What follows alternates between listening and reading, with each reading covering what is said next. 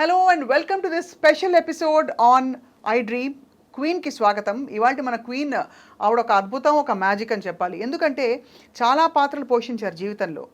తెరపై అనేక రకాల పాత్రలు పోషించి 9 భాషల్లో నటించడంతో పాటు ఒక సినిమాకి దర్శకత్వం వహించి 2 నంది అవార్డులు అందుకుని, అంతేకాకుండా జాతీయ స్థాయిలో ఎన్నో అవార్డులు అందుకున్న నటి. అంతేకాకుండా కామెడీ ట్రాక్కి కేర్ ఆఫ్ అడ్రస్గా మారిన నటి ఒక టైంలో. అండ్ మెయిన్ క్యారెక్టర్స్తో పాటు కామెడీ పాత్రలు చేస్తూ, అలాగే స్పెషల్ సాంగ్స్ చేస్తూ అనేక విధాల ఆవిడ విస్తరించారు. వీటన్నిటితో పాటు రాజకీయాల్లోకి అడుగుపెట్టారు. అండ్ వీళ్ళకి రాజకీయాల్లో ఈవిడికి చాలా దగ్గర బంధువులు, ఆరుతేర నాయకులు ఉన్నారంటే ఎవరు నమ్మరు. But she remains to be very humble and low profile. And let's meet the one and only Ramyasri garu. Ramyasri గారి జీవితంలో చాలా విషయాలు, అంటే ఇన్ని పనులు చేయడానికి ఎలా వచ్చిన టైము, స్ఫూర్తి, ఇప్పుడు ఏం చేస్తారో కనుక్కుందాం. రమ్యశ్రీ గారు నమస్కారం, థ్యాంక్ యూ వెరీ మచ్. నమస్తే. డాక్టర్ రమ్యశ్రీ అని పరిచయం చేయాలి నేను. సో డాక్టర్ రమ్యశ్రీ గారు, డాక్టరేట్ ఎప్పుడు వచ్చిందండి మీకు? నాకు 6 years అయిందండి డాక్టరేట్ వచ్చి. సో మీరు నిత్యం అలా స్ఫూర్తి ప్రవాహంలా వెళ్ళిపోతున్నారు లైఫ్లో? అంటే నాకు ఏం లేదు స్వప్న గారు, చిన్నప్పుడే అంటే కొంచెం మెచ్యూరిటీ వచ్చిన తర్వాత కొంచెం సర్వీస్ అంటే ఎవరైనా బెగ్గర్స్ కానీ, అంటే మన చిన్నప్పుడు మేము చూసిన అంటే విలేజ్ బ్యాక్గ్రౌండ్లో పెరిగాను. నేను అమ్మమ్మ వాళ్ళ ఇంట్లో పెరిగాను. నా ఫ్యామిలీ అంతా విశాఖపట్నం, కానీ నేను మాత్రం నా గ్రాండ్మా ఇంట్లో పెరిగాను అనమాట. నియరెస్ట్ ఏ కోడూరు అని అక్కడ స్టడీ చేశాను అనమాట. 10th class వరకు అక్కడ చేశాను. తర్వాత ఇంటర్మీడియట్ దేవరాపల్లి అని, అంటే విలేజ్ బ్యాక్గ్రౌండే అంతాను. సో ఆ చిన్నప్పుడు ఏమిటంటే ఈ బెగ్గర్స్ వాళ్ళు మన ఇంటికి వచ్చి అడుక్కోవటం ఇలా ఉంటుంది కదా, అలాంటి వాళ్ళకి హెల్ప్ చేయడం. నా ఫ్రెండ్స్ ఎవరైతే ఉన్నారో, ఏది 5th standardలో చదువుతున్న ఏజ్లో ఈ ఎస్సీ అమ్మాయిలు కానీ ఇలాంటి వాళ్ళకి, అయ్యో వాళ్ళు ఏంటి మనం తిన్నట్లేరు, మనం ఉన్నట్లేరు అని అనుకొని వాళ్ళకి చాటుగా అవి ఇవి ఇచ్చేయటం. అంటే ఉంది, అది నాకు చిన్నప్పుడే ఉంది.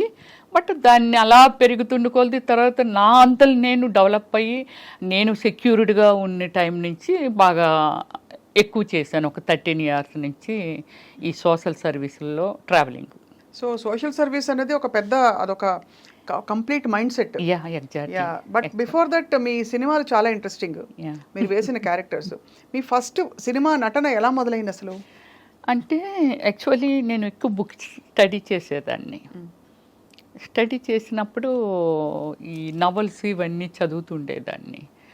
నెక్స్ట్ మంచి మంచి మన ఎండమూరి వీరేంద్రనాథ్ గారు అలాంటివన్నీ నవల్స్ అవి అలా చూస్తుండేదాన్ని. అప్పుడు నాకు, నేను చిన్నదాన్నే, ఏది 6th standard చదివినప్పటి నుంచే ఈ పిచ్చి నాకు బాగా. సో ఈ శ్రీదేవ్ గారు, విజయశాంతి గారు ఇలా ఉంటున్నప్పుడు 6th standardలో హై స్కూల్ టైంలోనే నాకు చాలా లాంగ్ హెయిర్ ఉండేది, ఫేర్గా ఉండేదాన్ని, బాగానే. అంటే 6th standard అంటే మెచ్యూరిటీ కూడా లేని ఏజ్ అది. బట్ ఆ ఏజ్లోనే కామెంట్స్ అనమాట, అబ్బా నువ్వు చాలా అందంగా ఉంటావు, నువ్వు శ్రీదేవి అయిపోవచ్చు, నువ్వు విజయశాంతి అయిపోవచ్చు, ఇలా అనమాట. అది నా బ్రెయిన్లో బాగా ఫీడ్ అయిపోయింది. సో అలా ఏజ్ పెరుగుతున్న కొలది నాకు ఈ లోపల ఉండిపోయింది. కానీ it's very nice family background. Cinema background అనేది కొంచెం కూడా లేని ఫ్యామిలీ అది. అంటే cinema nice family background, cinema background లేదంటే సినిమా నైస్ కాదనుకుంటా. నో, దానికి చాలా వ్యతిరేకంగా మాట్లాడిన మనిషినండి. సినిమా అంటే తప్పు కాదు, సినిమా ఏంటి అనేది మళ్ళీ మీకు చెప్తాను స్వప్న గారు, తప్పకుండా. అయ్యో 100% ఆ పాయింట్ మీకు మళ్ళీ మీరేంటంటే, అంటే సినిమా ఇండస్ట్రీతో కాకుండా కాదు, ఇంటిలోంచి లేడీస్ని మామూలుగా బయటకు రానిచ్చేవాళ్ళు కాదు. నేను చదువుకోవాలనుకున్నా సరే మాకు ఆ రోజుల్లోనే అంబాసిడర్ కారు ఉంటే అక్కడికి పంపించేవారండి డ్రైవర్నిచ్చి. మా ఊర్లో లేదు కాబట్టి, హై స్కూల్ లేదు కాబట్టి.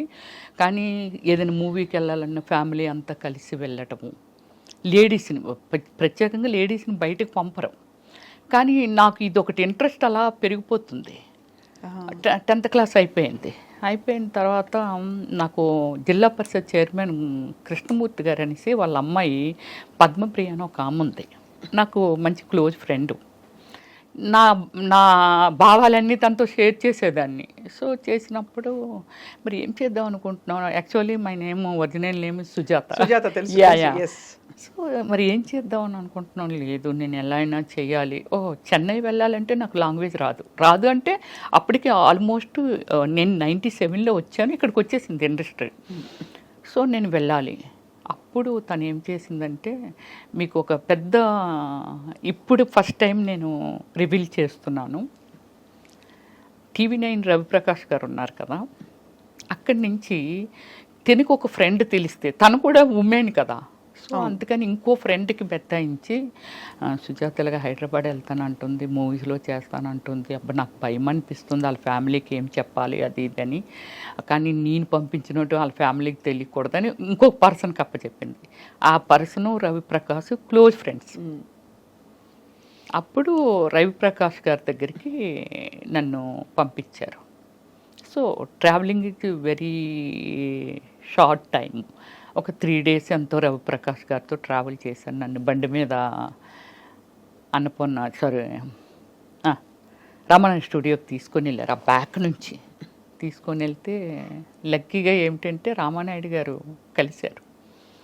షూటింగ్ జరుగుతుంది, ఏదో తాత మనోడు సంథింగ్ ఏదో రిసీవ్ చేసుకున్నారు. ఇప్పటికీ రాజా ఉన్నాడు, రాజా తెలుసు, ఎగ్జిక్యూటివ్ మేనేజరు.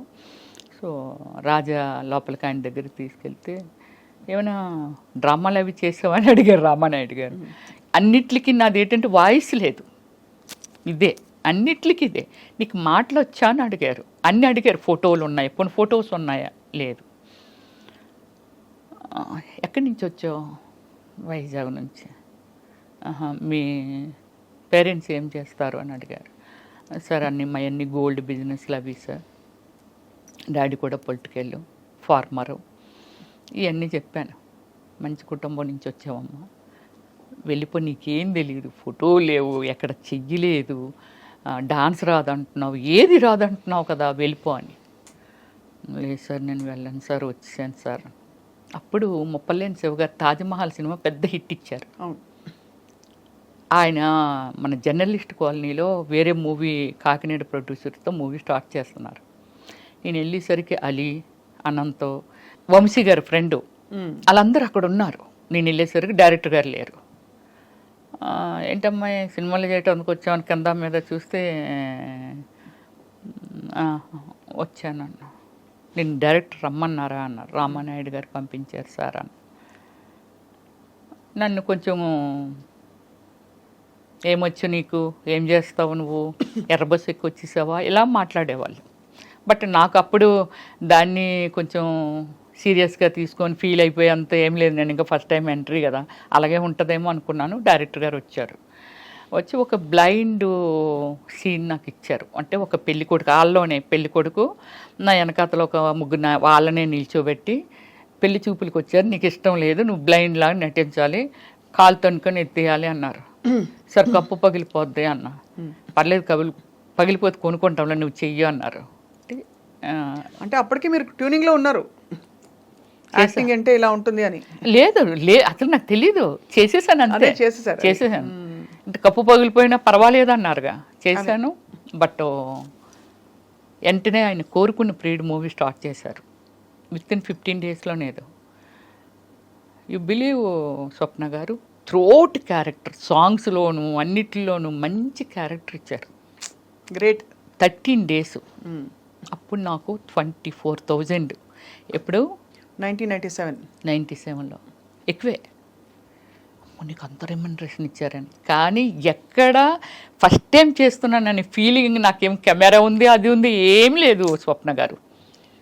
అలా చేసుకుంటూ వెళ్ళిపోతున్నాను. మీతో కూడా ఎవరు వచ్చారు రమేశ్రీ గారు? ఎవరు రాలా. మీరు ఎలా ఒక్కదాన్ని వచ్చాను. మాది గోల్డ్ షాప్స్ కదా, మా షాప్లో అప్పారావు అని శ్రీకాకుళం అబ్బాయి వర్క్ చేసేవాడు. వాళ్ళ సిస్టర్ ఇక్కడ ఉంది, ఏది మన చందానగర్లో. అక్కడికి వచ్చిన తర్వాత చూడండి, రవి తీసుకెళ్ళారు కదా, తీసుకెళ్ళి కొన్ని రోజులు మాట్లాడి అన్నీ చేసిన తర్వాత, అక్కడ మాట్లాడిన తర్వాత అబ్బాయి మా ఇంటికి, అంటే వీళ్ళు హైదరాబాద్ నుంచి శ్రీకాకుళం వచ్చి మా గోల్డ్ షాప్ గోల్డ్ కొనుక్కోవడానికి వచ్చి మా ఇంటికి వచ్చారు. వాళ్ళ ట్రైన్ లేట్ నైట్. సరే భోంచేసి వెళ్ళిపోతారు, రమ్మనమ్మ అని చెప్పి భోజనానికి పిలిచారు. అప్పుడు వాళ్ళ దగ్గర నేను నెంబర్ కొట్టేశాను. ఏంటి? ల్యాండ్లైన్. సెల్లెలు లేవుగా అప్పుడు. అవును, అంతే కదా. ల్యాండ్లైన్ ఇచ్చారు. ఆ తర్వాత అన్నారు వాళ్ళ ఇంట్లో ఉండొచ్చు, నెంబర్ మారిపోవచ్చు, ఎంత డేట్తో వచ్చేసేవారు. రవి గారి దగ్గర నుంచి మళ్ళీ అక్కడికి వెళ్ళిపోయాను. ఆ నెంబర్ ఉందిగా, నెంబర్ కొడితే ఇక్కడమ్మ చందానగర్లో ఉన్నాం మేము. అయ్యో మీరు హైదరాబాద్ వచ్చారా ఏంటమ్మా, రా మా ఇంటికి రండి అని అది ఇదంటే అదే టైం అనుకొని వెళ్ళి వాళ్ళ ఇంట్లో మేబీ 15 days ఉన్నాను. ఈ మూవీ స్టార్ట్ అవుతుంది, నేను వెళ్ళడం అరోరా కాలనీ రోడ్ నెంబర్ 2లో అక్కడ హౌస్ తీసుకున్నాను. అదే నా ఫాదర్ Daredevil. 100%. ఇంట్లో వాళ్ళకి ఏం చెప్పారు? వచ్చి నన్ను తీసుకెళ్ళిపోవటానికి తర్వాత వాళ్ళు చెప్పారు. మరి నేను చెప్పాలిగా, అసలు నిజం చెప్పాలిగా, 15 days ఉన్నానుగా వాళ్ళ ఇంట్లో. అసలు విషయం చెప్పాను ఇలాగిలాగా అంటే, అమ్మ అదేంటమ్మా అంత పని చేసావు, మంచి ఫ్యామిలీ, అలా చెప్పకుండా రావచ్చా. వాళ్ళు చెప్పింది నాకు అసలు లోపలికి వెళ్ళట్లేదు, నాకు ఇదొక్కటే కనిపిస్తుంది. సో అది నెక్స్ట్ నేను మంచి స్పోర్ట్స్ ఉమెన్ని, కబడ్డీ, ఖోఖో, రన్నింగ్, మంచి ప్రైజెస్ కూడా వచ్చాయి. బందర్ వరకు వచ్చాను నేను. ఇక్కడికి రాలేదు, కానీ మళ్ళీ చెన్నై వెళ్ళాను, ఇట్రాలా. సో అలాగే ఏమిటంటే వాళ్ళ ఇంటి దగ్గర నుంచి మా పేరెంట్స్కి వాళ్ళు ఫోన్ చేస్తే మా ఫాదరు బ్రదర్ వచ్చి చాలా సీరియస్ అయ్యారు. ఏం చేశారు, మీకు చెప్పకుండానే వచ్చేసాను, మీరు తీసుకెళ్ళా మరలా వచ్చేస్తాను. ఇదే నా ఆన్సర్, ఇదే ఉంది వాళ్ళ దగ్గర. వాళ్ళు ఏం చెప్పినా ఏం చేసినా. అప్పటికి మీరు మేజరే కదా? అప్పుడెక్కడ మేజర్, అప్పుడే 16 నా ఏజ్ అప్పటికి. 16 బాగా బొద్దుగా ఉండేది. అప్పట్లో హీరోయిన్లు అందరూ కొంచెం మెయిన్ క్యారెక్టర్స్ వాళ్ళు కూడా యంగ్ గా ఉండేవారు, లావుగా ఉండేదాన్ని. సో అప్పుడు డాడీ వాళ్ళు చెప్పినా ఏం చేసినా నేనైతే రాను అంటే అనకూడదు ఆ వాడు. మా అమ్మ ఎవరైనా అడిగినా చేసినా, నా ఫస్ట్ మూవీ కోరుకున్న ప్రియుడు మార్కెట్లోకి వచ్చేంత వరకు నేను చచ్చిపోయాననే ఒక టాకు.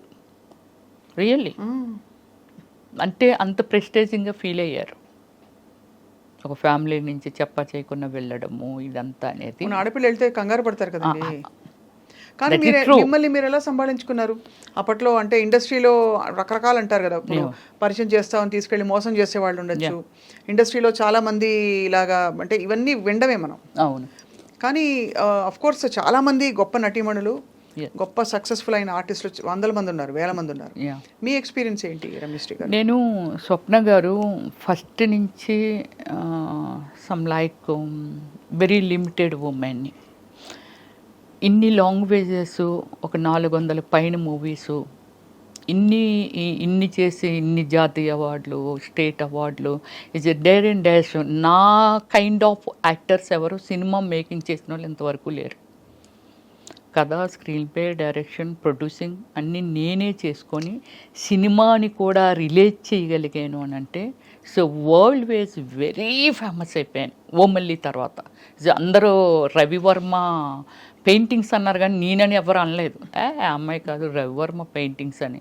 పెద్ద రాసి మూవీస్, నరసింహరావు గారు కానీ, రామానాయుడు గారు కానీ, పెద్ద వాళ్ళు అందరూ అన్నారండి. రాఘవేంద్రరావు గారు కూడా ఆ పోస్టర్లు చూసి, అమ్మాయి కాదు పెయింటింగ్స్ అవి అని వాళ్ళంట. అంటే పబ్లిసిటీకి పెయింటింగ్ చేయించని అనుకున్నారు. అదే కానీ